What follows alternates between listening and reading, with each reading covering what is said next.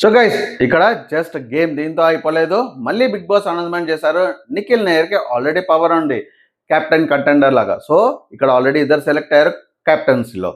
And Nikhil నేయర్కి మరో power ఇచ్చారు. So ఇప్పుడు ఈ ఇద్దరిలోంచి ఒకరిని సెలెక్ట్ చేసుకోమన్నారు. ఆ ఇద్దరిలోంచి ఎవరైతే సెలెక్ట్ చేసుకుంటారో మీ ఇద్దరికి కాంపిటీషన్ ఉంటుంది యాక్చువల్గా కెప్టెన్ అవ్వడానికి. అండ్ ఒక పర్సన్ అయితే ఫిక్స్ అని చెప్పేసి.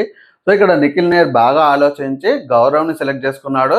100% నాకు తెలిసి సుమన్ మంచి టాస్క్, మంచి బుద్ధి బలంతో 100% ఆడతాడు. అండ్ ఫిజికల్ టాస్క్ కూడా చాలా మంచిగా ఆడతాడని చెప్పేసి నాకు తెలిసి నిఖిల్ నేయర్కి ఆల్రెడీ అర్థమై ఉంటుంది. అందుకని గౌరవ్ని సెలెక్ట్ చేసుకున్నాడు.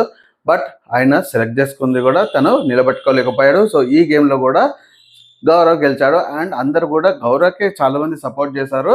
ఎందుకు అంటే నాకు తెలిసి ఆయన కష్టపడి గెలిచింది ఈ గేమ్. ఇప్పుడు నిఖిల్ నేయర్కి జస్ట్ ఇంత ఒక వరం ఉంది కాబట్టి గెలవడం అయితే కరెక్ట్ కాదనిపించింది అనుకుంటాను. ఫ్లూక్లో వచ్చింది కాబట్టి ఆయనకి సపోర్ట్ చేయలేదని నేను అనుకుంటాను. మీకేమనిపించిందో కామెంట్ చేయండి.